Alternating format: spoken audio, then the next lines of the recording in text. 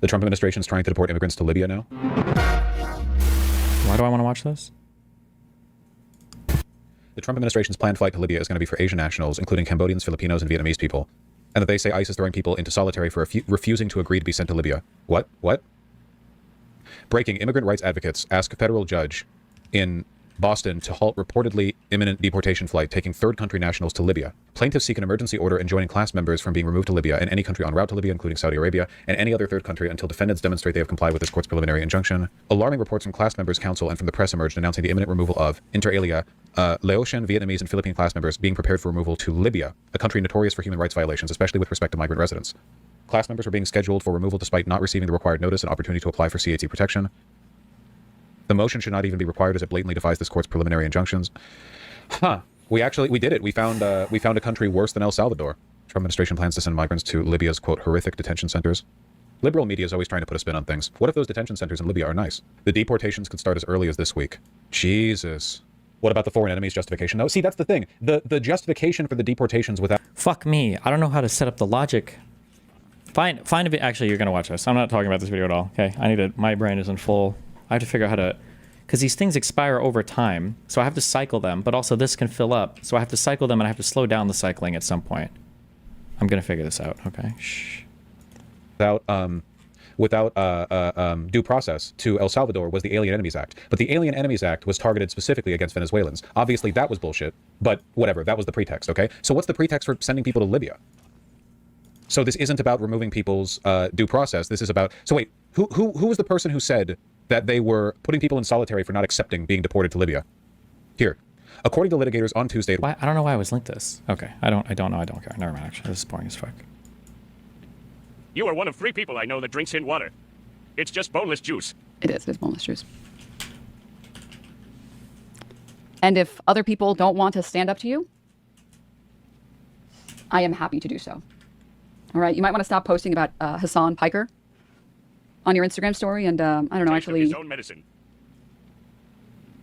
Address the real shit that's happening in your life. So I got in contact with a lawyer. Wake up, Ethan. To issue this demand for a public retraction of false publication. Posting about Hassan Piker. These statements are not,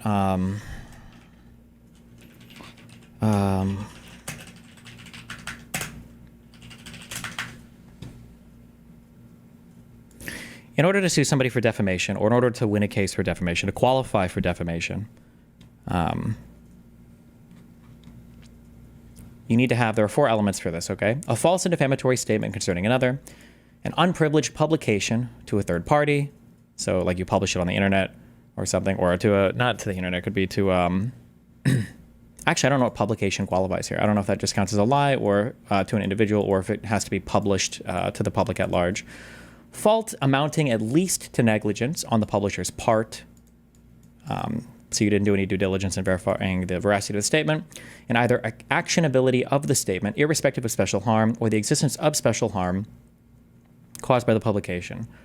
I don't believe that this statement, like, I don't think that you can ever sue people for defamation for opinion-related statements. So when you say things like Denims is participating in this CPS lie, like, to be of the opinion that Denims is participating in this because her chat room is saying it, like, to say that that's a defamatory statement, I mean, that's an opinion. There's just never qualifying as a defamatory statement. On your Instagram story, and I don't know, actually... His own medicine. Denims endorses this. Again, that's an opinion. Clearly, as you can see, she's not moderating this at all, and it's pretty much 100% of the comments saying call CPS on them. Their kids should be taken away. I mean, you saw those chat messages, and then you repeatedly insinuated that Denims is responsible for the CPS call. Insinuated, labeling her the real villain in the video. You also said that she's been a nasty, pathetic. She's been such a nasty, pathetic, lying, just like a horrible, disgusting person. That these are opinions. None of these are.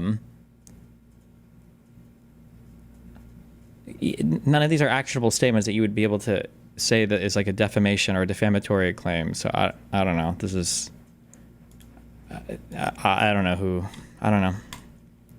Address the real shit that's happening in your life.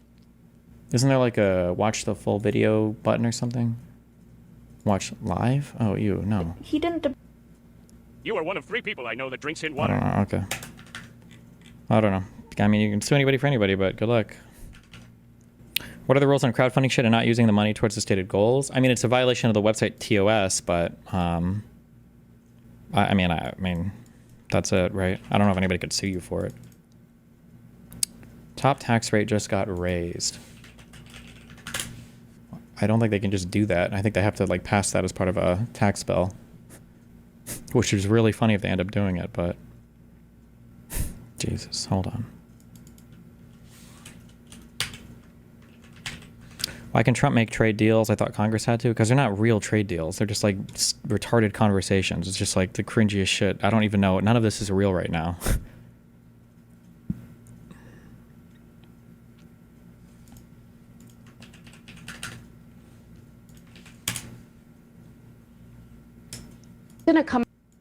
He's going to come out with a World War II series that's apparently very controversial. I have not listened to a single minute of that. I don't even know if it's out yet, so I don't want to, provide any type of defense of that if I haven't listened to it. But in regard to what Daryl Cooper has put out, I have listened to 2 of his very lengthy podcast series. They're very nuanced, and that's the problem. We live in a time and age where nuance goes right over people's heads. You're so right. Because people aren't going to sit down and listen to the entirety of the series the way I did, or the way Dave Smith did, or the way Rogan did. Rogan is an intellectually curious person. Yeah. And actually, this whole debacle forced me to reevaluate some of my past beliefs as well, because this whole notion of like Rogan has a responsibility and he shouldn't platform certain people. The left was making that argument. I used to make that argument in regard to Rogan platforming people that I disagreed with. Now, obviously, I changed my mind entirely on that. I think that these conversations need to happen. He's gonna. I don't know, man. It's just like the most thought-terminating cliches of like, it's good for conversations to happen. What about like good conversations? Don't you think that's important? The Young Turks had Marjorie Taylor Greene on. Holy shit! Wait. All right, now we're going to find an interesting guest for you guys. Joining me now on the Young Turks, Marjorie Taylor Greene, Congresswoman from Georgia's 14th District. Congresswoman Greene, good to have you on the Young Turks. Hi, thanks for having me tonight. No problem. So normally we disagree a lot, and you've seen some of that. But tonight we're going to talk about something that we might have in common, and I want to get a little bit of information about what's happening on the inside in Washington, and see if we can maybe prevent a war. So the 2 sides coming together here on what I hope is a good mission. So let's start on Iran. I'm worried about a war with Iran. It appears you're worried about a war with Iran. Do you know where it stands today within the Trump administration? Because you and Tucker Carlson and others seem so concerned that it makes me more concerned. Yeah, thank you for bringing that up. And I just want to thank you for having me on your show tonight. I think it's incredibly important that we find common ground as Americans. And that's never a bad thing, even when we do disagree on other issues. So thank you so much. I have been very concerned, and I'll tell you why. A little bit of my background. I'm one of those Americans that are really sick and tired of the narrative that we're constantly told that we're supposed to hate some country that's overseas, that maybe we've never been to. We don't know anything about that country, but we're told that they're the greatest threat to our freedoms and our democracy, and that we have to go to war with them. We saw this. We'll go back to Vietnam. We went to Vietnam and we lost thousands and thousands of American soldiers, and we lost that war. We went into Iraq. We were told we were to look for weapons of mass destruction. Well, we didn't find any, but we ended up being stuck in the Middle East for a long time, and then ended up in Afghanistan looking for Osama bin Laden, and he wasn't there either. And then we were told that the oil in the Middle East would make us rich, and we were told that rare earth minerals in Afghanistan would also make us rich. Well, that didn't. We're $36 trillion in debt. And for me, I'll just be really direct. I'm unapologetically for our country, the United States of America, and I want to fix our problems here at home. And I believe that's what everyone's hard-earned tax dollars are really supposed to be used for. And I just don't buy the narrative anymore. We've been told for years and years and years, I'm longer than I can remember, that Iran is on the verge of having a nuclear weapon, but we continually ignore the ones that have nuclear weapons, like India, Pakistan. They're actually starting a war with each other right now. What about North Korea? They have nuclear weapons. China, Russia, we have nuclear weapons. Many countries have nuclear weapons, but yet the problems that I see and the people that I know deal with problems like drug addiction and overdose. Mental health is a great concern in America today. And we've really got to do something to make everything affordable for every single person that lives in this country. And here's the bottom line. My job title is United States House of Representatives. I'm a representative for the United States, for Georgia's 14th District. And that means that we've got to focus here at home instead of worrying about running off and going to another war, another foreign war that we don't belong in. Yep. Okay. So we're living very interesting times because a lot of people on the left say don't even have Marjorie Taylor Greene on, and if you do, you got to yell at her, et cetera. And so we asked our audience, Representative Greene, on our website tyt.com whether we should have you on, and it looks like, what is that? 82% say yes. And here you are. And once you come on, it turns out, oh wait, you agree with us on Iran, and by the way, you agree with us on Vietnam and Iraq. Wow. So if we can actually prevent a war together, that would be amazing. So, but now let's talk about, yes, but how deep is it right now? Like, I know for the Iraq war, they did a lot of propaganda, and Young Turks have been around forever. We're the longest running show in internet history. And so we were on the air for the Iraq war. And at the time, Ben Mankiewicz and I were like, no, don't go. They didn't attack us, right? But they built up a lot of propaganda before they went in and did the attack. In this case, it looks like there's some significant drama, moving of the chairs around in the Pentagon, and the National Security Advisor. Jesus. Good meme format. You're a victim of sexual violence. Do you have forensic evidence? Question mark. Group. So do you have a better sense of how close we are to war right now? Well, there was a development today. I've been constantly saying for several weeks now, I've never seen a Houthi or a Houthi or however you pronounce it. I don't even know what they look like. I haven't seen them back home in Rome, Georgia, where I live. I haven't seen them in Washington, D.C. And I keep saying that, how is this a threat to everyday Americans when they are not threatening us here at home in our homeland? And I think this narrative broke through, and I was excited to see President Trump say today from the White House during one of his press conferences that there has been communication with the Houthis, with Yemen, and they have decided that they have said they won't bomb ships anymore. And President Trump said, well, we will not bomb the Houthis. So I think that that's significant, and I was very happy to hear it. But I also think it was important to speak out. And I thought it was important to remind everyone here in Washington that always seems to forget the campaign promises that are made on the campaign trail. That the biggest part of this campaign, one of them, was no more foreign wars, no matter which country it is. We don't want to go to war for Ukraine. We don't want to go to war against Iran. I don't think we should be fighting wars on behalf of Israel. And many Americans agree with that. So I was pleased to see President Trump's announcement today that there had been communication, and they said no more bombs. So wow, no more bombs. First, credit where credit is due. When Netanyahu asked him to bomb Iran and Trump didn't about a week or 2 weeks ago, I was very happy about that, and I gave Trump credit for that. And now you're reporting more good news about not bombing Yemen anymore. We'll see if that holds. But Representative Greene, we're having these conversations because the Trump administration is filled with neocons. If it wasn't filled with neocons, we wouldn't need this conversation. He said anti-war.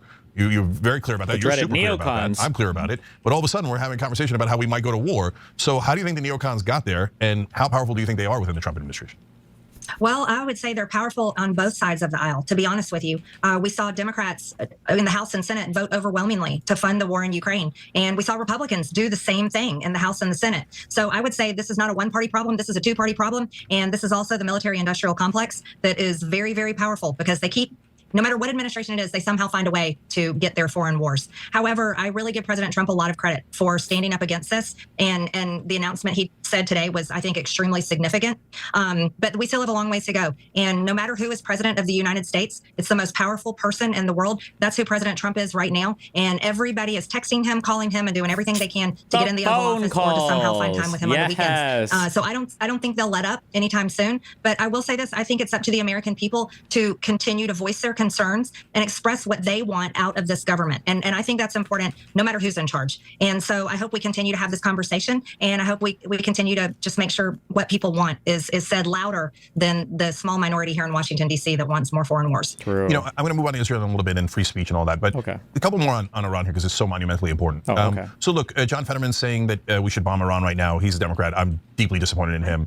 Kamala Harris, I don't know about that John Fetterman guy. Cheney during the campaign, I thought it was a disastrous idea. I said it many times. The neocons are not our friends. And if you're a Democrat and you're embracing neocons, it makes no sense. No ideological sense. It's not principled. It just makes, so if you want to say Liz Cheney did the right thing about January 6 hearings, et cetera, probably we could debate that, but I understand that part. But don't go in a neocon direction. Now, having said all that, I'm being honest about it. If Trump does attack Iran, how disappointed will you be in Trump? I don't see a need to attack Iran. I don't see a need or understand a reason to attack Iran, and the American people don't want a war with Iran. For the past several years, I like the phrasing. I don't see a reason. So what if Trump gives one, you'll be okay with it, or? Biden administration, we saw our own borders overrun every single day. And I serve on the Homeland Security Committee, and I can't tell you how many stories, there are too many stories to even comprehend, from families who lost their family member to fentanyl poisoning or perhaps some other type of illegal alien crime or murder, whether it was a car accident or an accident. Don't you think we should stop Iran from getting nukes, though? I think there's an argument for stopping Iran from getting nukes. The only issue is that one of the big ways that we had to stop them before, that nuclear agreement that we had, Trump kind of totally unilaterally blew that the fuck up and then didn't fucking replace it with fucking anything. So, I mean, what the fuck? Actual rape and murder. And these are the stories I think we should be paying attention to. And this is what matters to me. Our border matters to me, and the American people matter to me. And that'll be my continued focus, and that will be my continued voice, my public voice, as well as my private voice, and when I get to speak with the president. Okay, and you do get to speak with the president, and I don't, so that's important that you deliver that message, so we appreciate it, or at least I appreciate it. I'll speak for myself. And so one last thing on Iran. Look, Iran was in basically a peace deal with us during the Obama years, and we got to take most of their uranium out of their country so they could have no ability to develop nuclear weapons. I thought it was a great deal, and I criticize people on all sides, and I criticize Obama for a lot of things, but I thought that was actually one of his better accomplishments, keeping us out of the war and making sure Iran didn't get nukes. How about going back into that deal? Nope.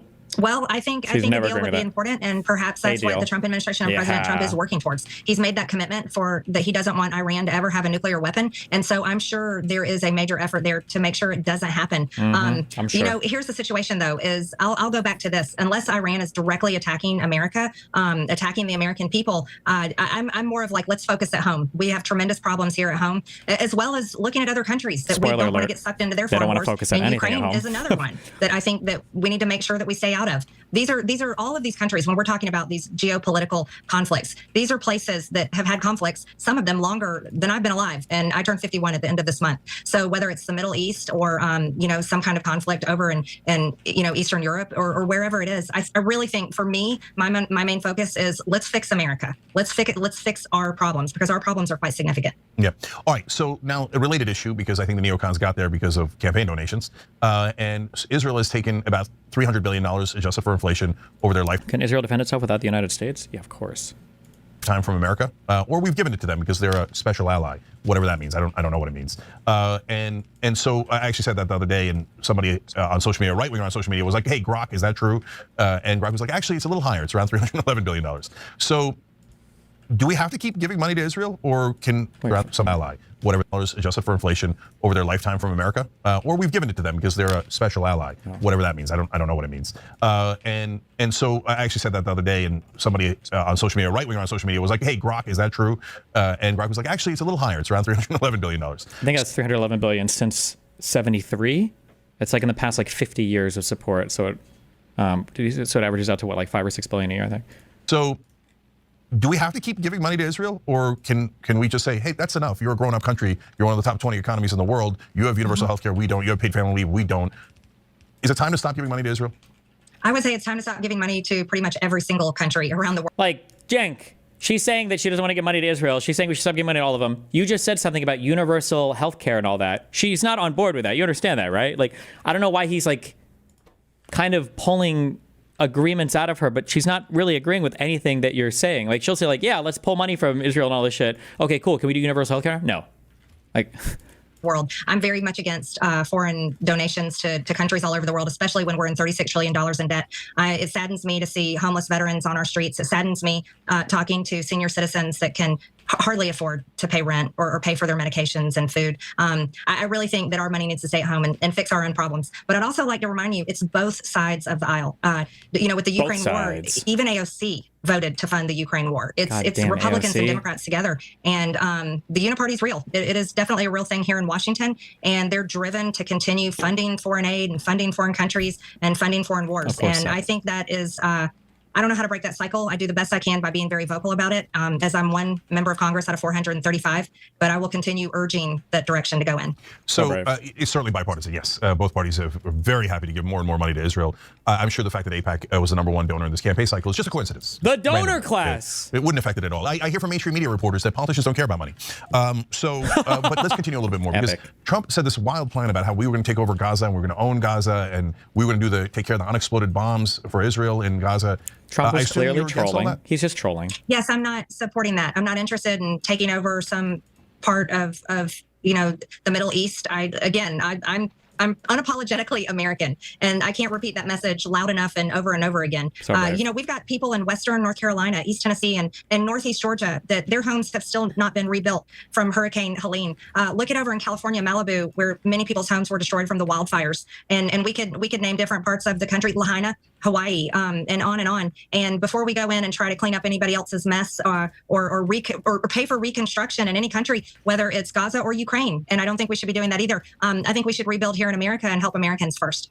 All right, let's go to America as these issues affect us here at home. So now people are getting snatched up off the streets. Mahmoud Halil, Öztürk, who wrote an op-ed against Israel or criticizing the current Israeli government. We're looking for and now concessions. they're arrested and potentially deported. And they luck. work here legally on visas or as on green cards. All right, Cenk, let's go. Seems to be a direct attack on freedom of speech. What's your stance on those arrests? Let's go. Cenk. Well, I think freedom of speech extends to Americans. I haven't really been vocal on any of those issues. That's been more some of my other Republican colleagues that have been addressing those issues. I think being an American citizen is a pretty special privilege. But if you're here on a visa or a green card, then I think you should be respectful towards America and the people that we stand with. And so if they've done something wrong, then I have no problem with them being deported. Oh, he was looking for the slightest bit of agreement, the slightest concession, and didn't get it. One sec. Right. If it turns out that the reporting is accurate, and Öztürk as an example, the Turkish student up in Tufts, she just wrote an op-ed. Didn't do anything else, didn't say anything against America, just criticizing Israel and calling for an economic boycott. The Supreme Court has said that freedom of speech and our Constitution applies to everybody in the country, including resident aliens, that's legal aliens who have a green card, and people on visas. So it could corrode our freedom of speech if they're not allowed to criticize Israel. Does it bother you that it's just this one country that you're not allowed to criticize here in America, no matter what your status is? Well, I definitely stand for people's free speech. That is something that I'm on record doing, even speech that I disagree with. Let me tell you, probably a lot of people watching the show have said horrible speech against me, probably in my comments and all over social media, and probably on the show, you guys have probably said ugly speech against me. So I still stand as a United States representative defending free speech, and I think I defend free speech probably more than most members of Congress, including many Democrats that you say a lot of nice things about. And I want to make sure that for the record, everyone knows that I single-handedly came out so hard against a boycott bill that was going to be brought to the floor on Monday because I thought it was a violation of free speech that I took it down. And it wasn't voted on this week because I believe Americans have the right to buy or boycott any product or country that they want. So I have a very strong record, as well as I've defended Julian Assange, Eric Snowden, and many others. So I believe our First Amendment and our free speech is incredibly important. I'm not familiar with this young lady's op-ed. I haven't read it, and I'm not familiar with the details of the story. So because I don't know all those details, it's hard for me to give you an exact opinion on this. Yeah, I understand. Let's talk about that boycott bill for a second, because there was a Republican right-wing revolt against it. I don't know this anything is something about that actually passes I haven't heard all the anything about time. It's in a lot of states people don't know about it. But like, for example, Florida has a bill that if you boycott or you call for the boycott of Israel, they'll take your government contracts away. And you could be an American citizen, it doesn't matter. So I think it's absolutely outrageous, but normally it just passes with flying colors. Who led a revolt in this case that blocked that bill in the Congress? That was me. I came out first with my opposition to the bill, and I announced that I would be voting no to this boycott bill because, again, I believe Americans should be able to buy or boycott whatever product or country that they want to. Look what we did to Budweiser. We took Budweiser down, and that happened during the campaign, and that happened from MAGA, that happened from people on the right. So I believe in Americans' ability to be able to do things like that. But I don't lean into this. I think there's this movement that a lot of people are either they're for Israel or they're against Israel. I don't lean into any of that. I think Israel is a country that's doing just fine on their own. They have a great economy. They certainly don't have the amount of debt that we have. They have their own nuclear weapons, and they've already demonstrated they have a very capable military. We have voted a lot of votes, a lot of resolutions against anti-Semitism in Congress. But for me and my public statements on this issue is that I would like to see in the House of Representatives, we need to be doing more votes and focusing on the agenda that we campaigned for and the American people voted for in November of 2024. And I would like to see us putting our country before other countries. And that's not a for or against or any of that stuff. I just think we need to focus on what the campaign was about. Yeah. Wow. So look, you've taken a good deal of criticism on that issue of anti-Semitism, et cetera. So, and I get where it comes from. You know where it comes from. Having said that, I'll tell you my opinion in the last few years. For me, Israel's a foreign government. And so governments do things that are wrong all the time. I'm originally from Turkey. I'm a naturalized citizen here. And so do I like Turkey? Of course I do, right? But if Turkey's doing something wrong, I'm going to call it out. right? And if we say, hey, you're not allowed to criticize Turkey, otherwise you'll, or boycott Turkey, otherwise we'll take away your government contracts, we'll arrest you, we'll deport you. I'd say that's outrageous, that's crazy. So, and that doesn't mean that you hate me as a Turkish American. That's also crazy. It just means the government is doing something wrong. So I think, I love our Jewish American brothers and sisters, and I think they're some of the best fighters for peace. And so to me, the issue of religion and the issue of a foreign government are completely separate. Do you agree with that? Oh, of course. And you know what?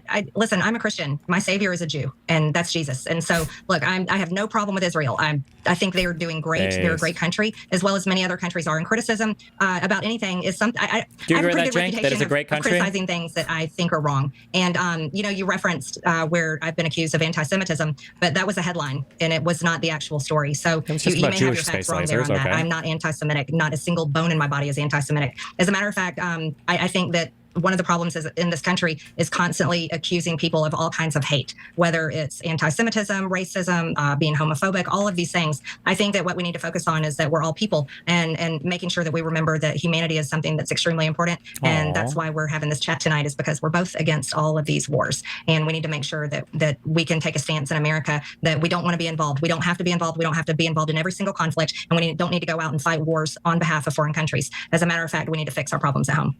Okay, well, I was going to go to the next topic, but you brought up that it was a false headline. So you're right. We have said some bad things about you. There's no question about that. And But- so, and it started with that issue of the space lasers, right? So you brought it back Yeah, up. but I never said Okay, Jewish that's what I'm space gonna ask you. lasers. So that's a lie. Yeah, What did it's you a say lie, exactly? and I really am tired of people perpetuating So what do the you lie. mean you didn't say it? Just I'm trying to clear it up. I never said that. I've never said What that did you say, statement though? in my life. What did you say? That there was someone that wrote What an did you article, say? and that was the But headline, what did you and say, that's what though? they created. It was in early January But of what did you 2021 when I first came What into did you Congress. say, though? And so it was an entire hit piece But- against me, and it was a statement I had never said in my life. But what did you and say, never though? even heard of it until So- I saw it trending on Twitter attached to my name. So that was not your Facebook account?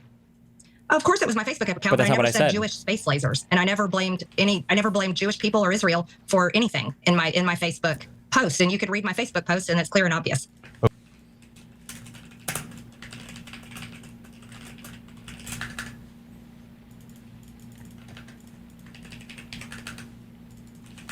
Her Facebook post was, as there are now over 70 people confirmed dead and over 1,000 missing, the fires in California are a horrific tragedy. I'm praying for all involved.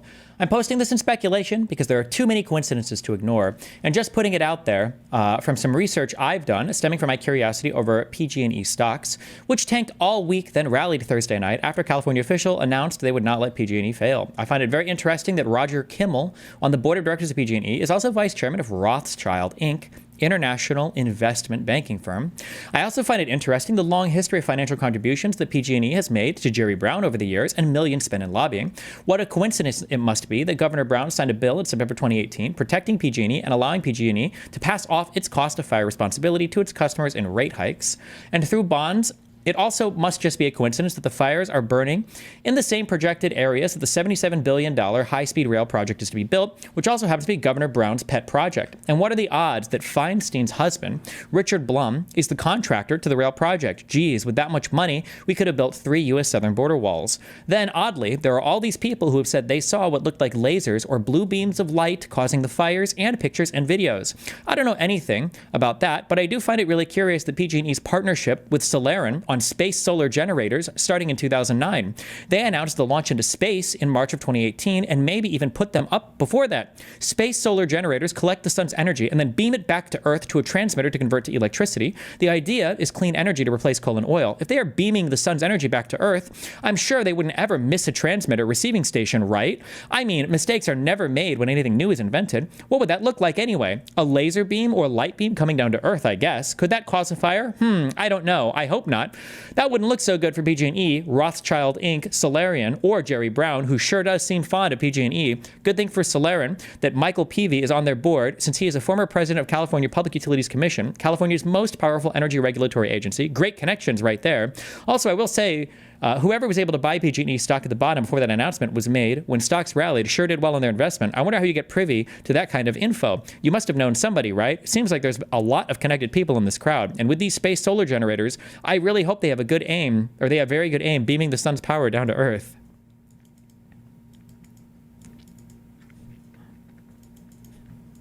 Are there actually solar space generators? Is this a real thing?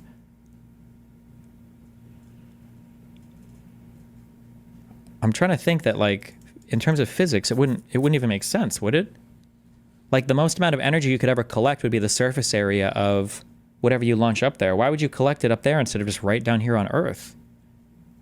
She must mean focusing mirrors? Yeah, but why would you have focusing mirrors up in space when you could just have them on Earth? What's the benefit there?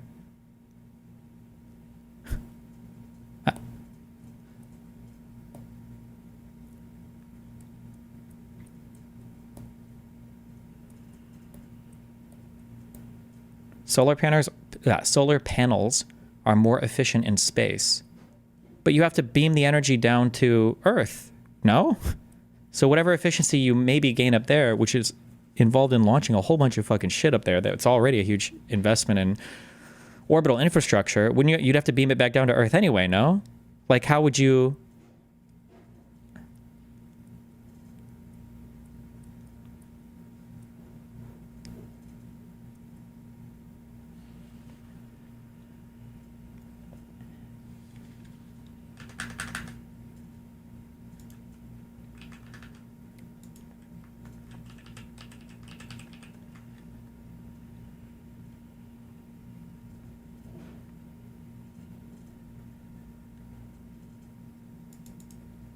Okay, I don't believe this is real. Too many people are saying random shit. I don't think this is a real thing. Okay, are you worried about Elon's space lasers these days? Because they're like, I heard about this Golden Dome project.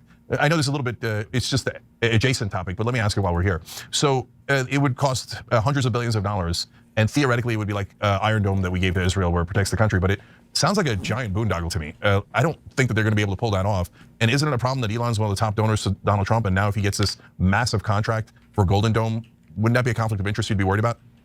Well, I think having national defense is critically important, and that's something that the American people would definitely want. I don't know the details of this project, but I think it's kind of silly to just make these accusations against Elon and the Trump administration when 24/7 light and no losses to the atmosphere. How do you have 24/7 light? I don't understand. What do you mean?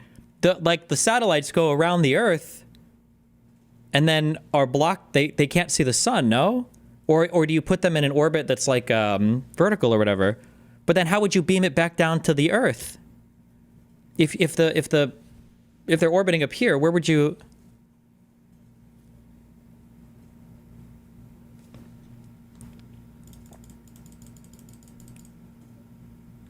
Space-based solar power. This is going to be a hypothetical article. It's been theorized that you can do this and blah blah blah.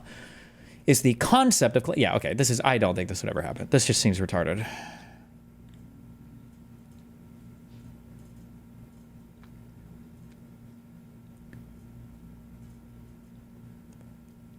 It's still testing and doing it. Yeah, I don't know. Okay, I don't believe it.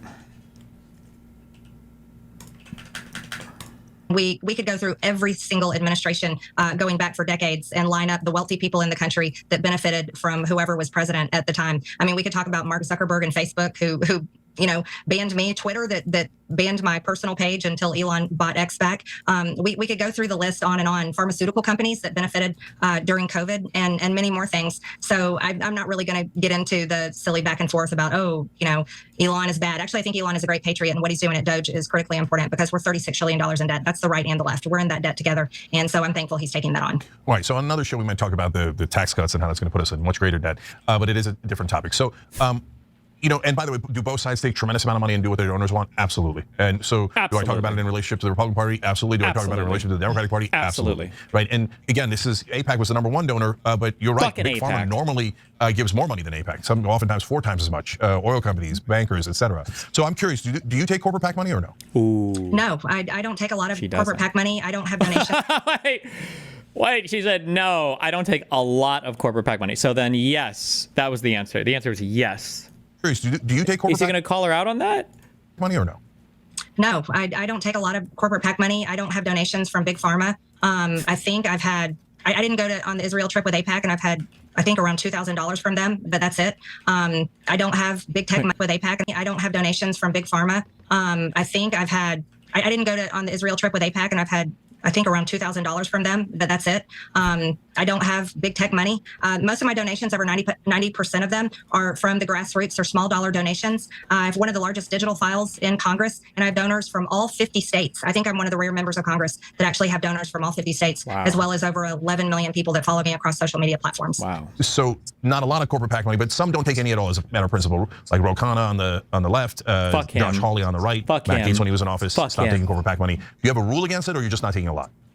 I think there's been a couple of donations, but I'd have to literally go through my FEC to be able to tell you what they are. But there's probably very, very few, if there are any at all. Okay. You mentioned Snowden earlier. Should Trump pardon Snowden and bring him back home?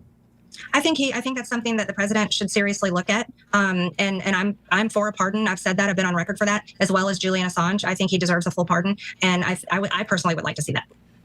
So would I. That's another point of agreement that we have. So for all that we fight and yell at each other, and justifiably so on a lot of issues, it's good to see that we at least have some common ground on some really important issues. Okay, so one more thing here along these lines. Epstein files.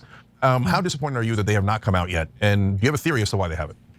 Yeah, I'm glad you asked me about that. You know what I've been saying for quite a few years now is I guarantee you most of that information has already been destroyed. I can't imagine that it still exists. And I would like, of course, we want to see all the information, but I just think it's been destroyed. That's my own personal opinion. But I think there's other foreign countries that probably have information on that as well. And it would be nice if they would release the information that they have. Oh, that's interesting. Which foreign countries do you think might have information about that? I would guess some of our greatest allies, Israel, probably has information there. I would not be surprised at all if they did. The UK, I bet, would have information. I'm not sure who else, but I would suspect those countries. Are you disappointed that the Trump administration has not put it out yet? I'm disappointed that many administrations haven't put it out. The Biden administration should have put it out. I think a lot of people should have put it out. But again, I'll go back to this. I have a hard time believing that it all still is there. Yeah. Any theories on what happened? I have no idea. I couldn't even tell you. Do I think he committed suicide? Nope, I don't think so. Definitely. But again, that's just my opinion. Okay. Why would a last thing before we billionaire end on the fun locked question. up, If whose Trump life was does make basically the mistake completely of, over, ever bombing commit Iran, suicide? what do you think is going to happen with America First contingent in Congress, in media, et cetera? How do you push back?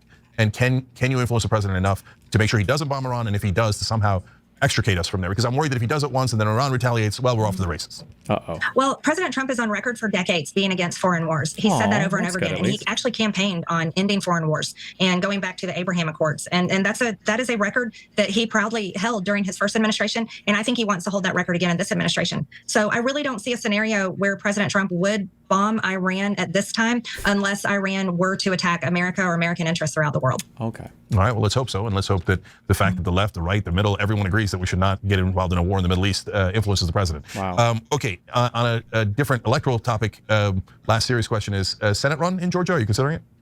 You know, I'm really lucky to have Jesus options Christ. for several different races. Please, God, and no. I'm lucky to have those options because of the incredible support that I have from many people in Georgia. You know, polling shows that I can easily win for the Senate primary. Polling also shows I can easily win for the governor's primary. But I got to tell you something else. I absolutely love my district. So the good thing for me is it's my choice to make, and I just have to give it some good thought. Okay, that seems like a wide open door. That's my interpretation of that answer. Okay, and finally, you once did, speaking of people, us fighting back and forth, which we've done a lot.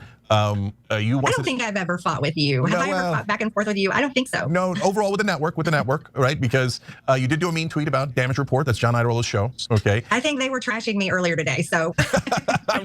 So you're still watching?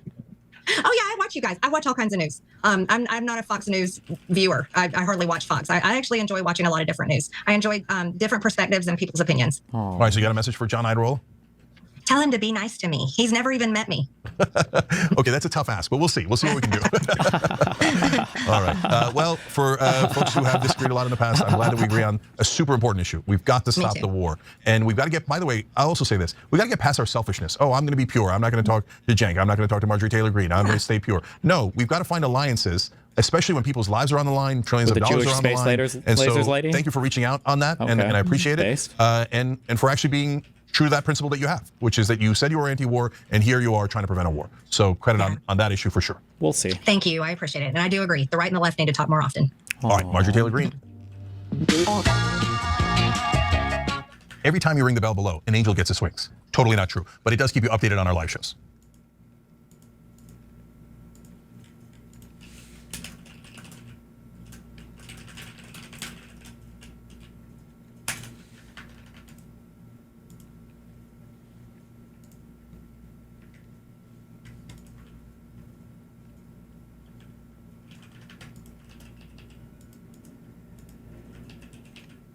Uh-oh.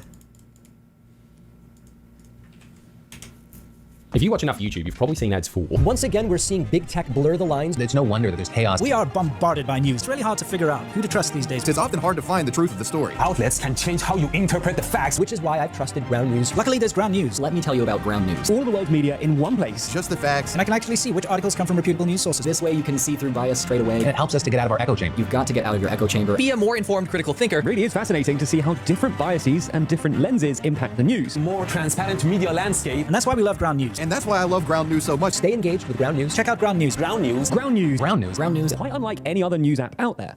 If you want the full range of well-rounded news, please check out our sponsor, Ground News. Yes, I love epic rap battles of history. Please do Joker vs. Dr. Fauci next. It'd be so epic if he said, "You want to know how I got myocarditis?" But as well as Ground News ads, you've probably seen videos by controversial YouTuber Annoying Orange. Look, unfortunately today I won't be cancelling Annoying Orange once and for all. The airing of #MeToo allegations against Orange will have to wait for another video, and trust me, they're not pretty. But today, I want to talk about Ground News, the news aggregator app that creates a personalised feed for users claiming to inform them of their own blind spots and for news outlets' particular bias. More specifically, who's the demographic for that app? People who are engaged enough to read the daily news but are too lazy to come up with their own judgments on it, so they're happy paying to outsource their own thinking to a robot that says, this outlet is left wing, this outlet is right wing, 1 or 0, 1 or 0. Wow, what a cutting edge app. 60s technology. I suppose the answer to this question shouldn't surprise me. It's the same answer to all my questions that begin with, who the fuck gets off on paying for insert awful thing? The answer invariably is Redditors.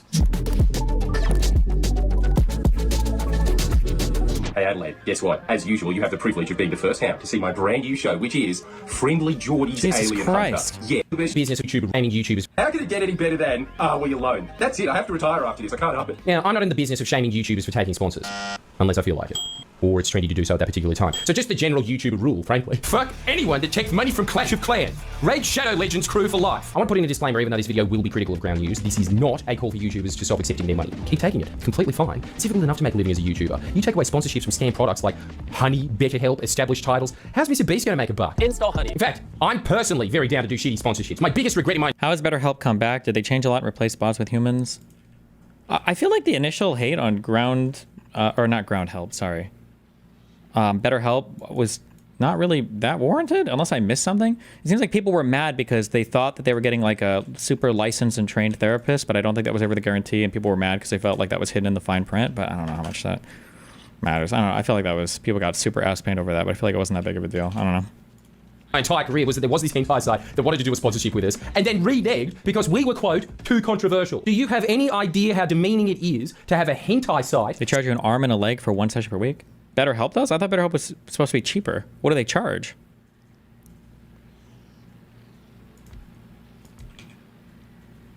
Say we're ashamed of you. What this is, though, is an appeal to you, the viewer. Don't subscribe to Ground News. Even if you see me do an ad for them, just mute the video for 30 seconds because Ground News is like reading a book by Mark Manson. Yeah, I've learned a lot. Hi. Have you actually learned a lot? No. Which brings me to today's sponsor, Ground News.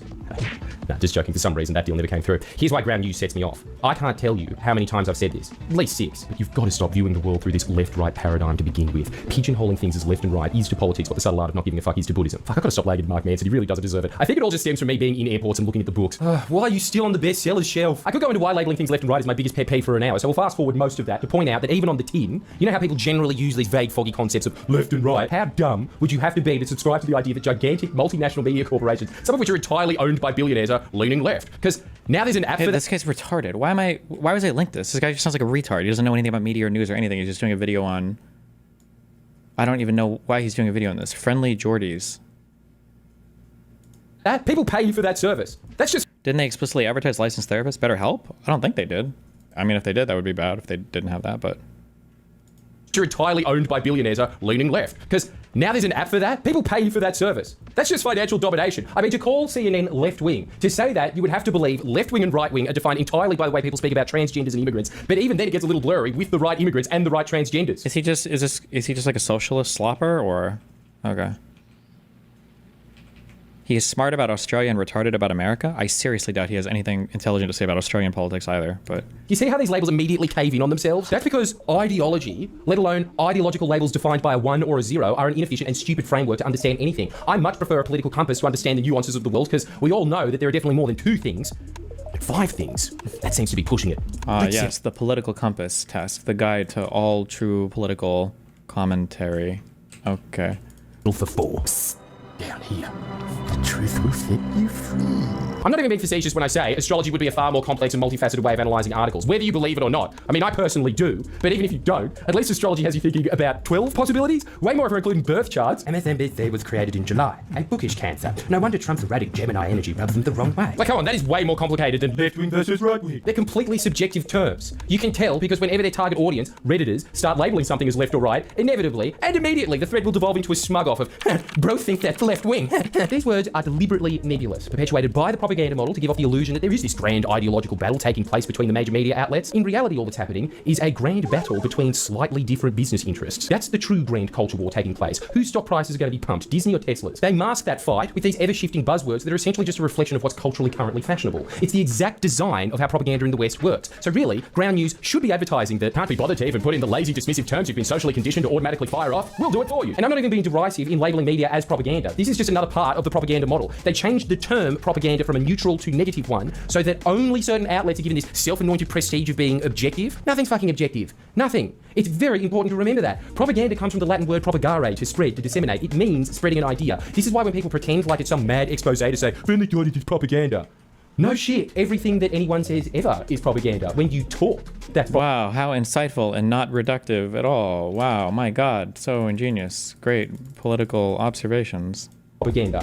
I make propaganda. This whole channel's propaganda. Every piece of media that you will ever consume in your life, including your mum's Facebook post about how proud she is of you on your birthday, is propaganda. The only propaganda you should be concerned by is that which is either too stupid to recognise that it is propaganda or too sinister to reveal that it is propaganda. Or, worst of both worlds, like the traditional press, genuinely thinks that it's impartial, objective, unbiased truth, standing as a railguard against propaganda. Really, the actual difference between me and most other people in both the mainstream and new media spheres is I don't pretend to be a robot. I'm not trying to con you into this idea that I'm this neutral arbiter of truth. Plus, I try not to lie, which is more than you can say about many of these other outlets. But I'm certainly not neutral. Saying that, however, is very different to how the public has been trained to interpret that, which is, oh, he's not neutral, therefore he is insert meaningless phrase masquerading as a consistent ideology. I will never claim to be a conservative, progressive, anarchist, fascist, communist.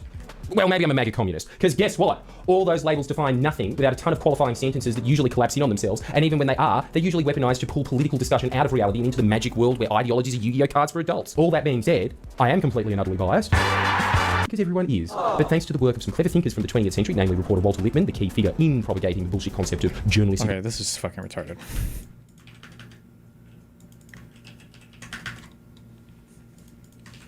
Roberts.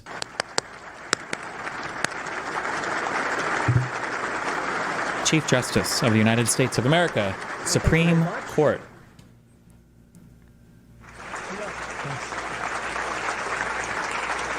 Important guy.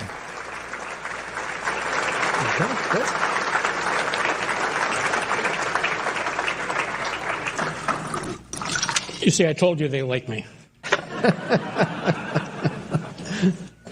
Well, it's really is an honor to be here with you and to rekindle our old friendship that started, 47 years ago? Wow, yeah. Long time. You haven't aged a bit. No, you haven't. You haven't changed a bit. So folks from Buffalo are very proud to say that you're a native son here. You spent the first 10 years of your life in Hamburg. Right. What do you remember about growing up in Buffalo? It's cold. No, the memories were refreshed earlier this morning. I went back and visited my boyhood home, which was a lot smaller than I remember. It was near the fairgrounds, for those of you around here, and we would. I remember hearing the call to the post, the dun dun dun dun dun dun when they were, because they did racing there on the weekends. Do we like Roberts? Not that much, no. But important. This is like our chief legal dude in the U.S. right now, so important guy to listen to. We would set up lawn chairs in the driveway because they had concerts too, and got the concert without having to pay for it. So, where'd you go to school? St. Bernadette's. Yeah, and that's where my wedding was. Oh, yeah. Yeah. So we have that. It closed last week. Yeah, that's what I heard. That's what I heard. So when we were in law school, and particularly on the law review, people saw you as very bright, a good writer, ambitious, and going places. Did you let yourself dream about being on the Supreme Court then? This is the first time Roberts has done an interview like this? I'm not sure. I don't know how often he does, or if he's ever done stuff like this before. Is it Roberts worse than Alito? No, Alito and Thomas are in a world of their own of delusional, cringe, retarded shit. No. I didn't dream about being a judge. I didn't dream about being a lawyer before then. I was going to go to graduate school to study in history. True story, I was taking a cab back from Logan Airport to the campus, and the cab driver asked me what I did, and I told him I was a history major at Harvard. He said, I was a history major at Harvard. And so I said, where's that law school application file? When I got to law school, I found out that I liked it, but I certainly didn't want to be a judge. And then, ended up clerking and working in the government and in a law firm for a while. And, it just sort of happened that you end up in a position where someone decides to nominate you to be a judge. And by that time, I had been practicing long enough that I thought it would be a good change, and that worked out. And then, the Supreme Court fortuitously came along after that. Yeah. So your career started as and was by and large as an appellate lawyer. How did that happen? Well, I came off of the government work that I had been doing. I had spent a total of 7 years between the clerkships and a stint in the Justice Department and some time at the White House counsel's office. So when I left that, I'd been out 7 or 8 years and hadn't really practiced normal law. And I didn't want to start, the seminar or whatever for first-year students to learn how to take a deposition. So I went around at law firms, and they would say, what do you want to do? I said, well, the one thing I thought I could do, I said, I want to do appellate work. And they said, well, if the case you're handling goes on appeal, you can do appellate work. And I said, no, I only want to do appellate work. And nobody was buying that until I ran into a fellow named Barrett Prettyman, who that's what he did. It was at the firm of Hogan and Hartson. And he was an amazing man. How does one become the Chief Justice? Why are they different than a regular justice? I actually don't know the answer. I think the answer is that the Chief Justice is just the guy who's been there the longest, right? Is there like an official... Is there a way that you get like nominated or made to be the Chief Justice guy? I'm not sure. Hold on.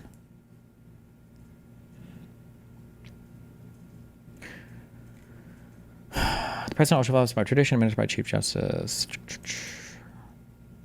Once the Chief Justice dies, they nominate an Associate Justice to fill that seat. Who's they? Is it just among the other Supreme Court judges, or is it people in the Senate, or...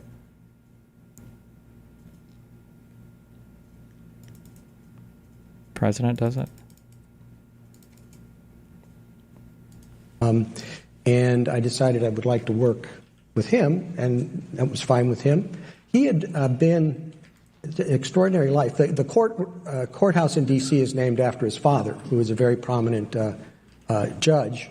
But Barrett, at age 18, left high school in D.C. and went to England, and then joined Patton's army. Hurtling toward Berlin, and they were ambushed, and his unit found themselves in these foxholes. Terrible cold through the night, and the Germans were sort of picking them off sort of one by one. And he swore that if he made it to the morning, he would wake up happy every day. And he made it through. He had frostbite. They took him back to back to Belgium. The rest of his unit went in, and they were going right into the Battle of the Bulge, and they were all killed. So he kept his vow, as far as I could tell. It was a very upbeat person, very, very, pretty much everybody else on their walls had pictures of, fox hunting or old English judges. And, he had pictures of clients like Truman Capote and... Who was he talking about right now? I missed who was the story about? Catherine Ann Porter, and really, and he had a great attitude, and I really enjoyed practicing law with him. And he woke up happy every day, even after he started working with you? Yeah. Barrett's father. Oh, okay, because he said Barrett, and I was like, that couldn't have been Amy. Okay. Amy Coney Barrett's father? Is that Amy Coney Barrett? I never heard that. Yeah. So, heard happy every day, even after he started working with you? Yeah. I never heard that. Yeah. So I said you were a hard worker on the law review, and you really were. But you had some time for fun as well. And I told Tom Metzloff, who's a law professor at Duke, that I would ask you to tell these folks about pencil ball. Yeah, Tom and I spent more time playing pencil ball at the law review than working on the law review. Barrett, the judge who he was doing appellate work. Yeah, is that Barrett? Is that related to Amy Coney Barrett, or is this just a different judge whose name was Barrett, who's no relation?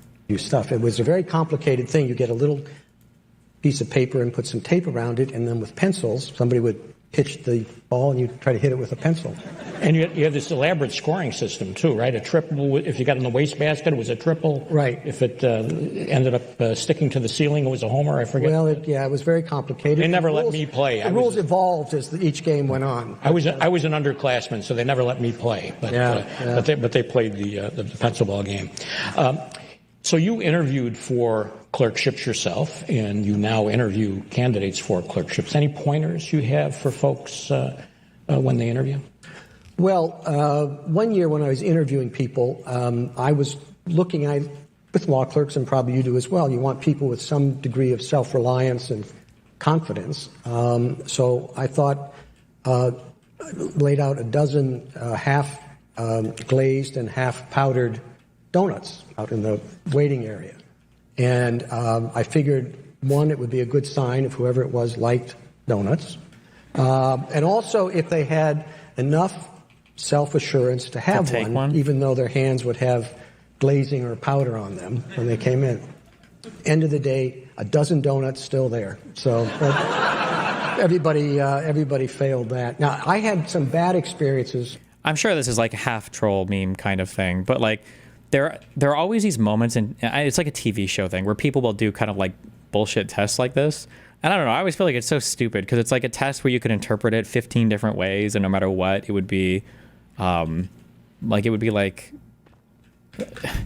imagine he does something like that, and if it was a TV show, some people take the donuts. Like the protagonist could just as easily, or antagonist, I guess, depending how you view it, or the co-character could just as easily be like, "Wow, you were confident enough to take a donut. I respect that."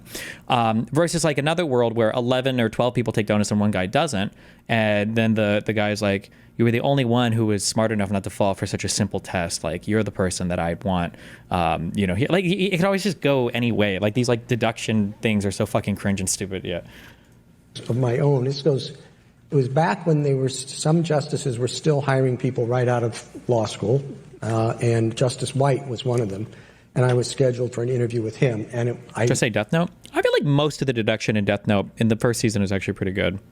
The Sherlock deduction is all trash. A lot of the House deduction can be a little bit goofy, but at least they're self-aware about it. It was back when some justices were still hiring people. It's the Will Smith scene in the Men in Black. No, I feel like in Men in Black, I feel like the Will Smith scene, they're like, I think Will Smith kind of fails the test. I think he does, but he only gets in because Agent K is the older guy, right? The older white dude. Is because he vouches for him so hard. Like he fails that test. It's not like he was an individual and he was looked favorably upon for that. Like I think nobody looks good. K is white, J is black. Yeah, K. People right out of law school, and Justice White was one of them, and I was scheduled for an interview with him. And I went down to Washington, and they had just opened the new metro system. Just opened. I don't think he fails. He's the one guy that didn't shoot any aliens he saw. Yeah, but that was a failure. He fucked up. I think I don't think he was looked upon favorably for that part of the test. And they had just opened the new metro system. Just opened, and you put your money in and you get a fare card and all that. I don't think they do this anymore. I'm sure they fixed it back then, but all I had was a 20, and put it in and put in the fare. It was 40 cents to Union Station. So I got... No, that is the message of the movie. Aliens aren't hostile by default since you don't randomly shoot them. No, what? You're just wrong. He fails that part of the test. You're trying to insert way too much narrative there based on understanding of story and everything else. You have to go by what the director is showing you on the screen. He fucked up. That's why he started to give an explanation for why he fucked up. And it's why after that test, Kay still had to ask the, whatever that leader guy is, like, come on, dude. Like, I saw this guy run down an alien blah, blah, blah on foot. Like, that's got to count for something, right?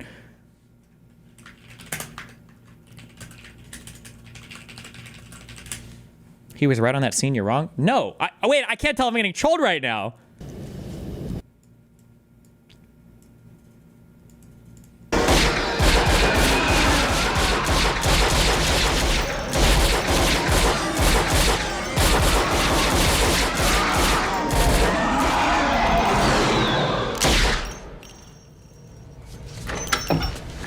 Edwards, what the hell happened? Hesitated. May I ask why you felt little Tiffany deserved to die? Well, she was the only one that actually seemed dangerous at the time, sir. How'd you come to that conclusion? Well, first I was gonna pop this guy hanging from the street light, and then I realized, you know, he's just working out. And how would I feel if somebody come running in the gym, bust me in my ass while I'm on a treadmill? Then I saw this snarling beast guy, and I noticed he had a tissue in his hand. I realized, you know, he's not snarling, he's sneezing. You know, ain't no real threat there. And I saw little Tiffany. I'm thinking, you know, 8-year-old white girl, middle of the ghetto, bunch of monsters, this time of night with quantum physics books. She about to start some shit, Zed. She's about 8 years old. Those books are way too advanced for her. If you ask me, I say she's up to something. And to be honest, I'd appreciate it if you eased up off my back about it. Watch the boss's face. He's impressed by the reasoning. No, he's not. Wait, are you serious? No, he's not. Or do I owe her an apology? You think that's it? Wait, come on. Wait, is that how you read this scene? Wait, what?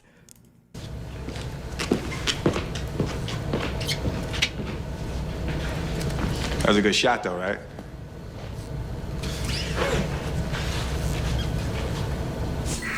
He's got a real problem with authority. Then he immediately has to come in here and Kay has to like beg on his behalf. Listen, he ran down a dude, okay? I was like this when I first came in. Come on, he has to like plead. Obviously, he didn't do well on the tests. So do I. But this kid ran down a cephalopoid. On foot, boss. That's got to be tough enough. Let's hope you know what you're doing. Let's hope you know what you're doing, right? He's against his better judgment. I can't believe I'm arguing this right now. Wait, hold on. I can't tell if I'm getting trolled right now. Do you think MIB was impressed with Jay's test / shooting the little girl? Or did Kay have to advocate for him despite his poor performance? They were definitely impressed.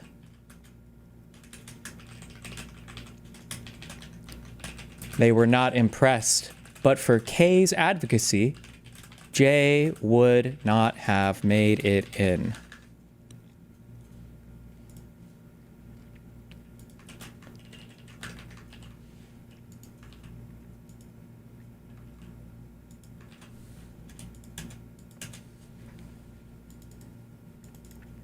What is the point of the alien shooting test then? Target practice to see if you can shoot a weapon. What do you mean?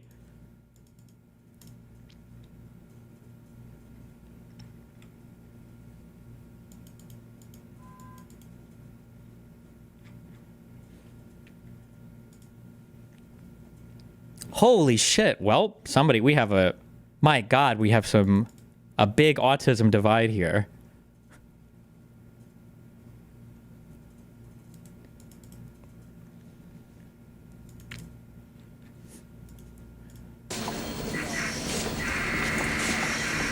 RFK Jr. was right. Destiny, he is impressed with his reasoning and decision making there. No, he's not. He's just, he's like, are you fucking serious? Really? You think that there's nothing in that scene to convey him being impressed with the reasoning here? And you know, 8-year-old white girl, middle of the ghetto, bunch of monsters, this time of night with quantum physics books. She about to start some shit, Zed. She's about 8 years old. Those books are way too advanced for her. If you ask me, I say she's up to something. He's laughing because this guy's being like, he's being insubordinate, which is what he goes on to complain about. Like, okay, dude. Okay, dude. That's what his response is. Okay, dude. That's his facial expression. Okay, dude. And to be honest, I'd appreciate it if you eased up off my back about it. And he's like, you know this is fucking retarded, right? And he knows it's retarded. He's like, well, okay. Do I owe her an apology? Yeah.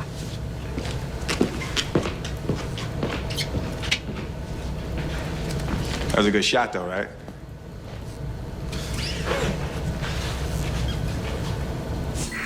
He's got a real problem with authority.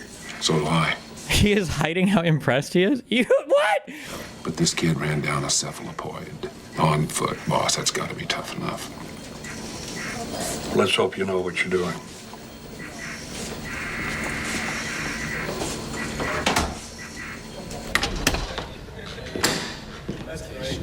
Gentlemen, congratulations. You're everything we've come to expect from years of government training.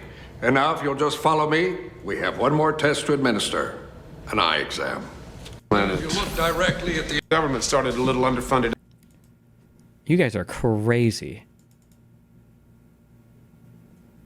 Why would he have him do this test if he was going to let him pass, even if he failed? It's a movie. Movie magic. I don't know. Maybe they would have passed some other dude. But it's pretty clear that like he's here because Kay begged him to show up. And then Kay is obviously personally pulling for this guy.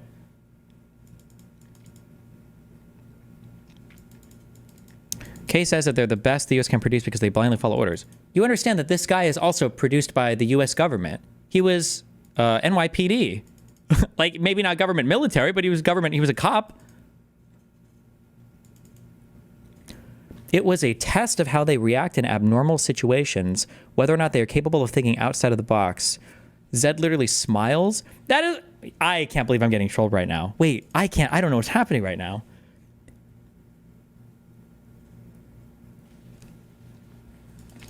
Everything we've come to expect is ironic. He's making fun of... Yeah, it's a tongue-in-cheek joke, making fun of them for the government training or whatever. But it's not like this guy's like a fucking outsider. This guy's a career New York City Police Department cop. Like... Kay was pulling for him, which is exactly why Zed agrees. Yes, but Zed agrees against his better judgment. What do you think the line means when he says, let's hope you're right? You don't say shit like that about somebody you agree with. Like, I'm going to recruit this shining, you know, talent individual. It's like, okay, yeah, let's do it. I'm not like, well, let's hope you're right. Zed agreed with Kay, and that's why he did. He didn't agree with Kay.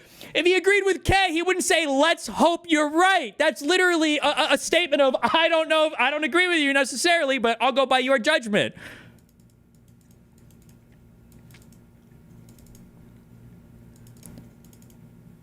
Oh my God. Okay, well. Yo. Good to know. Good to see. No wonder you guys fight me on my media takes so much, okay? I see what kind of chat this is. I see what kind of chat we got going on here. Jesus Christ.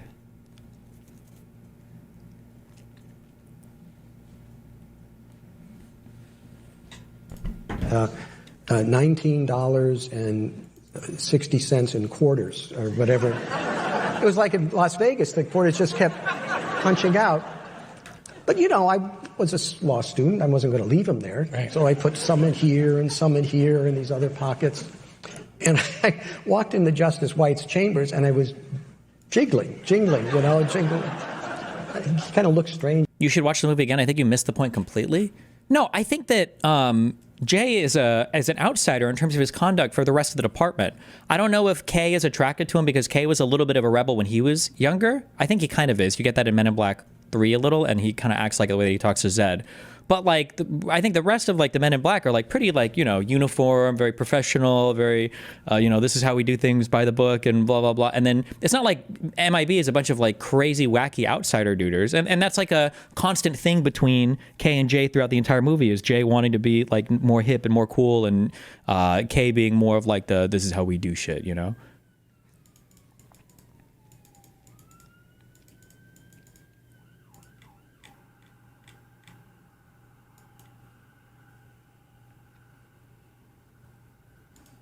Oh shit, hold on. We have an epic Reddit post.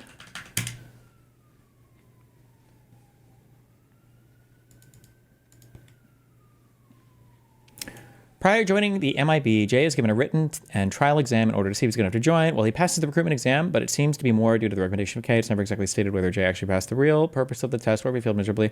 Was he really supposed to shoot the girl and leave the aliens alone? It would make sense since he would have to learn to associate with alien life forms while trying to spot suspicious aliens, trying to maybe pose as humans in disguise. Was that the intent of the exam? Oh, wait.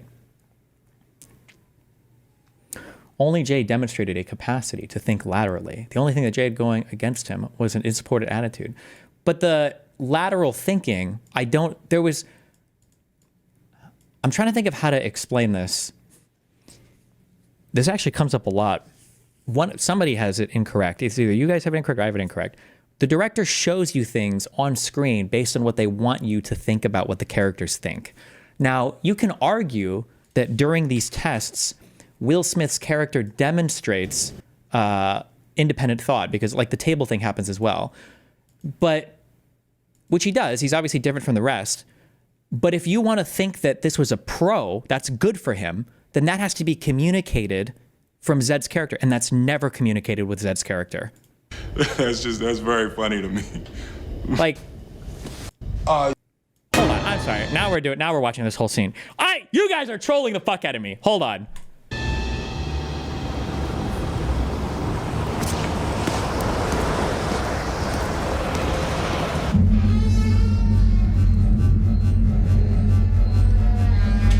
Help you? Yeah, this dude gave me this card the other elevator. It's communicated in the written test compared to the other contestants. No! But we'll watch it. We'll watch it.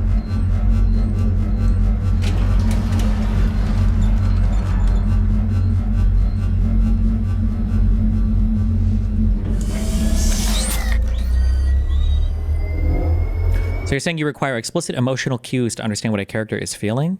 Yes, there's some kind of cue that will show you. You don't just assume that somebody must be feeling a certain way, but it's not demonstrated in any way on screen. That's why it's a movie and not just a historical account of something where you're supposed to fill in the blanks. The director will show you what he wants you to understand the characters are feeling.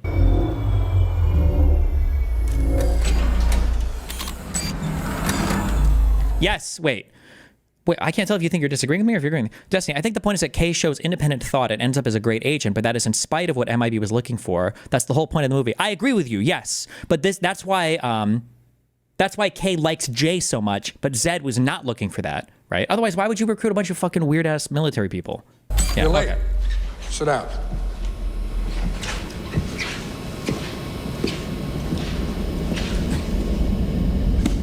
My name is Zed. You're all here because you're the... Chat's like, he's late, Destiny. That was the first time he liked him. It's because he knew to show up fashionably late and not on time. My name is Zed. You're all here because you're the best of the best. Marines, Air Force, Navy SEALs, Army Rangers, NYPD. And we're looking for one of you. Just one. What will follow is a series of simple tests for motor skills, concentration, stamina. I see we have a question. Yeah, I'm sorry. Maybe you already... Wasn't the point that Kay liked him because he was unconventional? Maybe a little bit unconventional. I would have to remember when in the movie, but also because he was tough. Like he did chase down the, what did he call him? A cephalopod? I don't know what he called him. Because he was tough as well. He chased that dude down on foot. It was a impressive thing, I guess, for a cop to do. And he showed like, I guess, creativity or ingenuity while chasing him down right away. So the combination of those two things, right? Because he's tough and he's creative, I guess. Yeah. There's a problem with authority. Answered this, but why exactly are we here? Son? Second Lieutenant Jake Jensen, West Point, graduate with honors. We're here because you're looking for the best of the best of the best, sir. So you agree with Chat then? No, I don't agree with Chat. Zed is not looking for the same things that Kay is looking for. That's the difference here.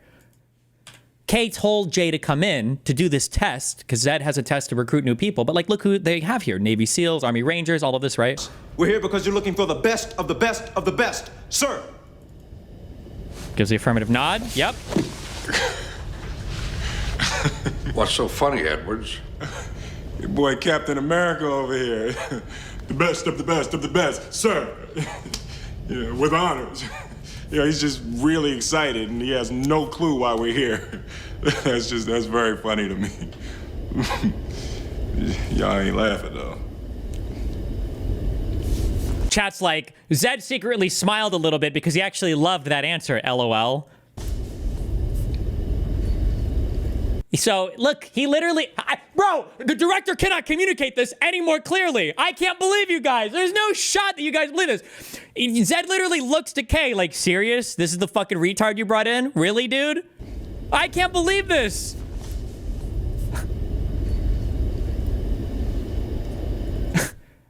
Kay's like, give him a moment, okay? I promise he'll impress you. Like, literally, the eyebrows are up. Really? Okay, let's get going. They're all secretly in awe of him.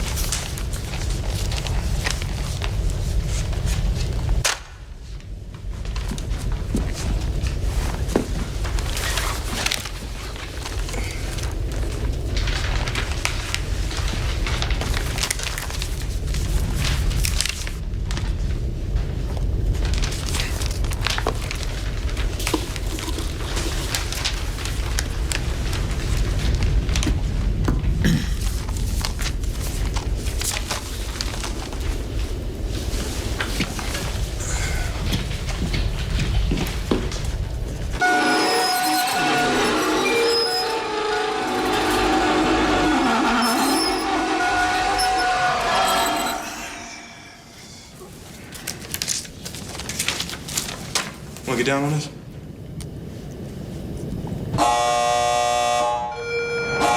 People are like, you're supposed to realize that in the other room, Zed was nodding affirmatively to Kay, saying, yes, he passed the secret test about dragging the table to him. That was all set up intentionally.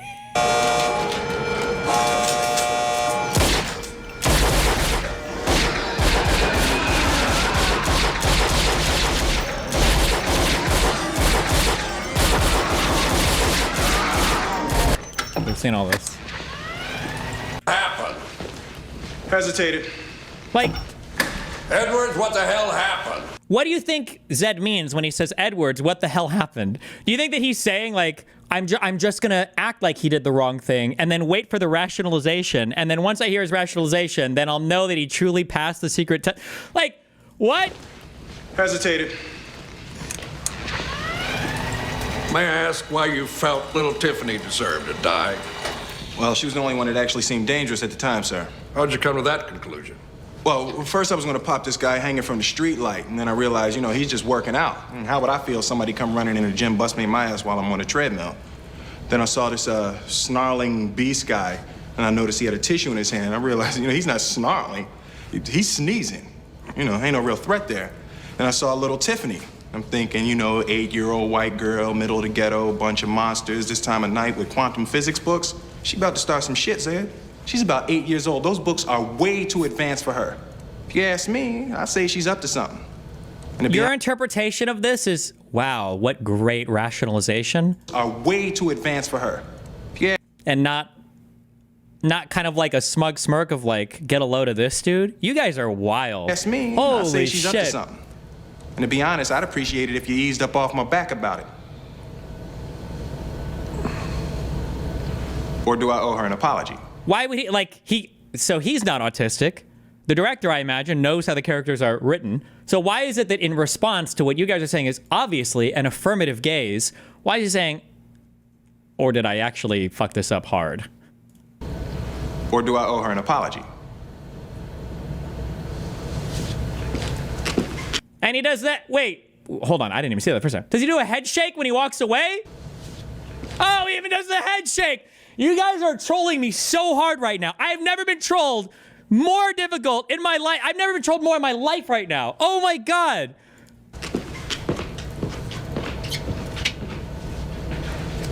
That was a good shot though, right?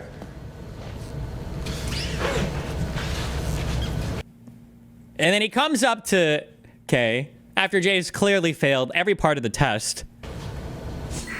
He's got a real problem with authority. So do I. But this kid ran down a cephalopoid. On foot, boss. That's got to be tough enough. He's like pleading, please. I know that he fucked up. Come on, bro. He ran down a cephalopoid. A cephalopoid. Come on, man. Let's hope you know what you're doing.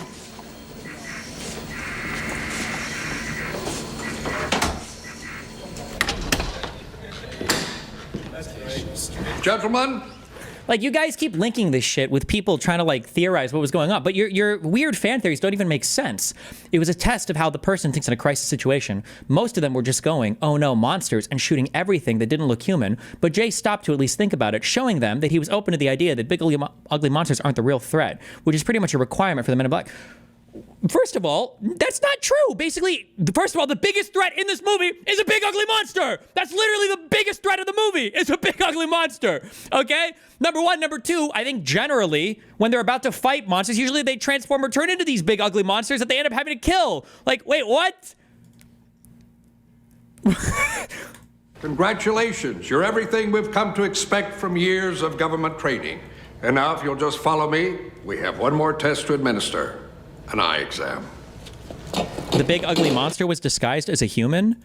I mean, barely. Like, where are you? Like, fuck, what is it? What's the name of the doctor lady?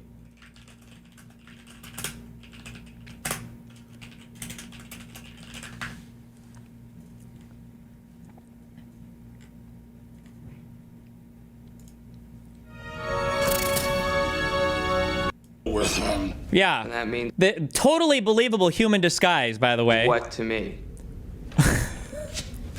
He was a very dear friend of mine. Wow, yes.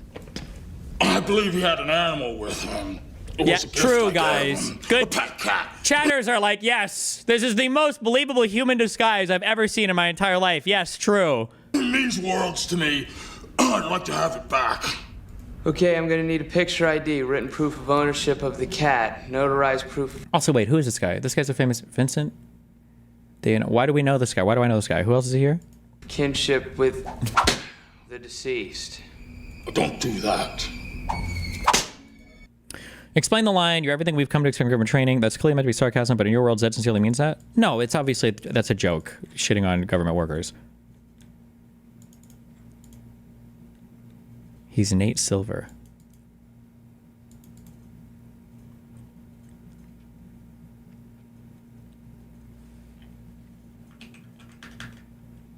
Hold on, we have director's commentary.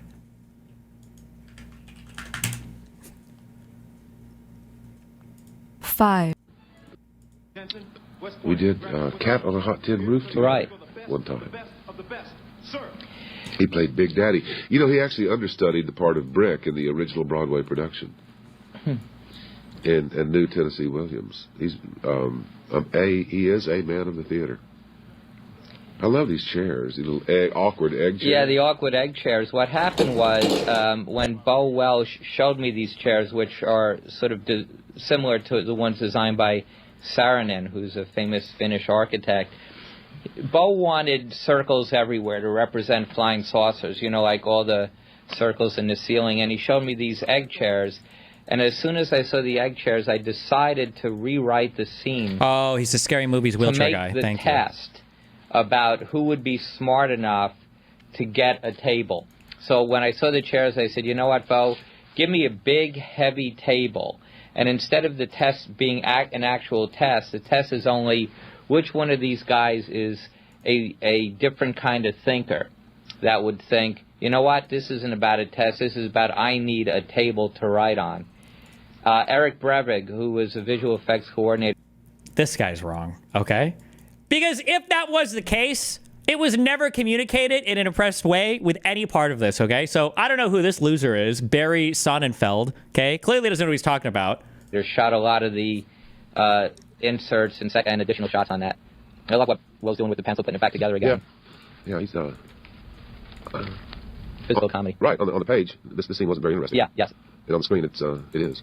It's one of those things also where the longer it goes on, the funnier it is, but you have to sort of figure out just, how long is long enough. And here we had Skip Lise, who did the sound effects, create a horrible screeching, scraping sound for this. So you already know he's your guy. Yeah. Besides, he ran down a cephalopoid on foot. Yeah. This is a scene that I didn't think was going to work. And in fact, when I was having our first preview up in San Jose, I told all the Sony executives that I had left the scene in just so that they could see how it wouldn't play with an audience, but that I was going to cut it out of the movie. But I just wanted them to see. And of course, we have the scene, and it gets huge laughs. And yeah, I remember you never liked the scene. No. May I ask why you felt little Pitney? Look, he doesn't even like the scene because he realizes that it ruins everything. He has no idea. This guy has no idea what's going on, okay? He's just completely fucking lost. He's completely fucking lost. Tiffany, the 8-year-old white girl, is pretty funny. How'd you come to that conclusion? Well, first I was going to pop this guy hanging from the street light, and then I realized, he's just working out. And how would I feel if somebody come? It was an annoying set to shoot on. It took days. There was smoke. There were effects. There was strobe lights. I let a lot of it be done by second unit because I just felt it was going to be an annoying scene to shoot. Rip's pretty funny there. Quantum physics books. She's about to start some shit, Sid. She's about 8 years old. Those books are way too advanced for her. If you ask me, I'd say she's up to something. And to be honest, I'd appreciate it if you eased up off my back about it. And Will ad-libbed a bunch of this stuff. Or do I owe her an apology? Ad-libbed it. Didn't even matter. Yep. True. That was a good shot, though, right? That's a monumental shot. I worked really hard on that. This kid ran down a cephalopoid on foot. Boss, that's got to be tough enough. Hey, look, there were like 4 of us. Well, 2 of you, me and Rip. I love this next scene coming up. That was actually this next scene probably was a scene we did more takes of than any other scene in the movie. Because I didn't think that I was going to cut away very much. And I remember that was the one time we were up in the late teens on this walk and talk. Yeah, that was, sure I'm glad that I took the time to learn my lines. Yeah, because it was doing it 18 times. Yeah. I love how these big lights, the big circles go overhead. Yeah, the flying saucers going overhead. Yeah. I mean, graphically, it's really cool. I never believed this part. Oh, the whole movie? This part here. Really? Yeah, I don't know why. Yeah, well, I don't blame you. It's a little, but this next scene is pretty. I believed every word. Every word of the next scene. Yeah. What's interesting about the next scene, which is the scene where we get to meet what we call the worm guys, was Rick Baker's idea to use actual puppeteers and actual puppets. They were brilliant. They were funny and brilliant and specific. I remember I used to always want to be on Sesame Street and work with Kermit. Right. But I never dreamed I'd find something 10 times better in my life. Maybe I'll get a chance to work with Kermit someday. Maybe Kermit and a worm guy. The director was trolling. He was trolling. Maybe, yeah. He didn't even like any of these things. He literally said it. And their wives are like sticking out of the backs into the wall, and the puppeteers were on the other side with monitors so they could see what you were doing. But they were just ridiculously obscene little worms. Yeah. Also, they're like the disgruntled workers. They're always smoking. They smoke and they drink coffee and they steal. And they steal supplies. And they loaf. Yeah. They're loafers. I love the worm guys. Yeah, they're some of my favorite people in the show. Now, this next scene was interesting because we were. Oh, that was a beautiful shot, by the way. Oh, thank you. Yeah. I love that. He's about to admit Doesn't it look like it. Will could just lift up a foot and crush either one of us, Tommy? Well, he's always been able to do that. This day, we were in a very public place, which is Battery Park, and I don't know if you remember this, but for some reason, there was one extra that always managed to kick like a can or something. Oh, I'll never forget that. I mean, there's this one extra, and there was a can, and this guy would, every time he walked by this can, he would kick it. And I don't know, it was like a psychotic can. Ad-libbing 100% vindicated you? True, actually. True, the ad-libbing did vindicate me. I'll grant that maybe the table scene was a test because there wasn't a clear shot afterwards of Gorka's character looking or doing any kind of signaling or whatever, I don't think. But everything else, this is some cinematic analysis. You guys are just off. You guys are disgusting, okay? I don't even know who's doing the commentary on this track. Destiny, wait, something about the denims thing. Did you just link me my own stream?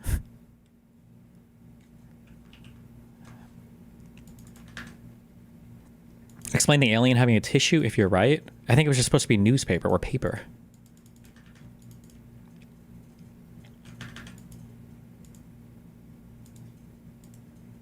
Maga has quite a few things to say about Leo. Fuentes is the most normal reaction. Fuentes is supposed to be Catholic, right? The rest of MAGA, I don't think, are explicitly Catholic, so they can all hate him. Explain the quantum mechanics book. She was a smart, bright girl. You're saying that people that are in advanced classes need to die in the MIB world? That's how that works?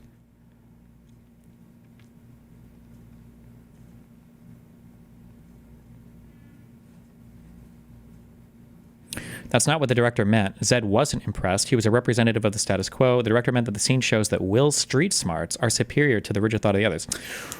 True! Wait a second. Hello, fellow English major taker. Yes! Hold on, let me listen to that again. 5. And as soon as I saw the egg chairs, I decided you can see to close, and you hear a sound. And then this next set that you're going to see is really just behind those doors. And we're about to meet Rip Torn. You're late. Sit down. Is he related to you, Tommy? No, Rip is not related. He is related to Sissy Spacek. That's right. And he's from Taylor, Texas. And, he's an old liberal. He's an old radical. He's a very fine actor. He's a good friend. He likes to fish. He loves to fish. And he's played my father before. Hold on, let me listen. 1 second. We did Cat on a Hot Tin Roof. Right. One time. He played Big Daddy. You know, he actually understudied part of Brick in the original Broadway production. And New Tennessee Williams. Hold on. We're listening. I love these chairs. These awkward egg chairs. Yeah, the awkward egg chairs. What happened was when Bo Welsh showed me these chairs, which are sort of similar to the ones designed by Saarinen, who's a famous Finnish architect, Bo wanted circles everywhere to represent flying saucers, you know, like all the circles in the ceiling, and he showed me these egg chairs. And as soon as I saw the egg chairs, I decided to rewrite the scene to make the test about who would be smart enough to get a table. So when I saw the chairs, I said, you know what, Bo, give me a big, heavy table. And instead of the test being an actual test, the test is only which one of these guys is a different kind of thinker that would think, you know what, this isn't about a test, this is about I need a table to write on. Eric Rebig, who was a visual effects coordinator, shot a lot of the inserts and additional shots on that. I love what Will's doing with the pencil, putting it back together again. Yeah, he's physical comedy. Right, on the page, this scene wasn't very interesting. Yeah, yes. And on the screen, it is. True, you're right, actually. True. That's right. The director wrote this to communicate to you, okay, that Will Smith's character was an outside-of-the-box thinker. That doesn't mean that Zed approved of it, though. You're absolutely right. Whatever chatter said that, my God, A+, 50 golden stars. Oh, my God. Absolutely true. Those things also where the longer it goes on, the funnier it is, but you have to sort of figure out just, you know, how long is long enough. And here we had Skip Leasay, who did the sound effects, create a horrible, screeching, scraping sound for this. So you already know he's your guy. Yeah. Besides, he ran down a cephalopoid on foot. Yeah. This is a scene that I didn't think was going to work. And in fact, when I was having our first preview up in San Jose, I told all the Sony executives that I had left the scene in just so that they could see how it wouldn't play with an audience, but that I was going to cut it out of the movie. But I just wanted them to see. And of course, we have the scene and it gets... Yeah, see, he didn't even want that scene in there. True. True. Actually true. You know what? A+ to whatever that chatter was, okay?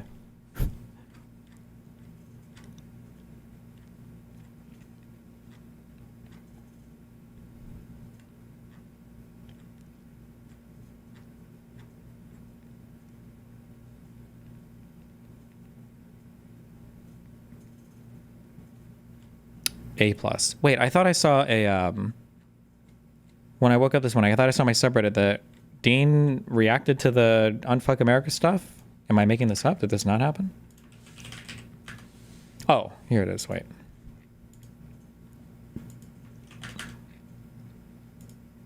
Want to talk about? Jesus, how is it always so long? Oh, wait, this is 8 days ago. Oh, never mind. Okay. Trump is strongly considering installing Fox News host and ex-prosecutor Jeanine Pirro as interim U.S. attorney for the District of Columbia, sources said. Jesus. Okay, back to this. Why isn't it posted to the main channel? I don't know. Ask August. He makes those decisions. But, you know, I was a law student. I wasn't going to leave him there. Right. So I put some in here and some in here in these other pockets. I think you meant Parker? Or yeah, it was Parker, but still, this is like... I want to talk about is about like... Or who did we watch before? Was it Parker or was it Dean? I don't know how much I can handle watching of this.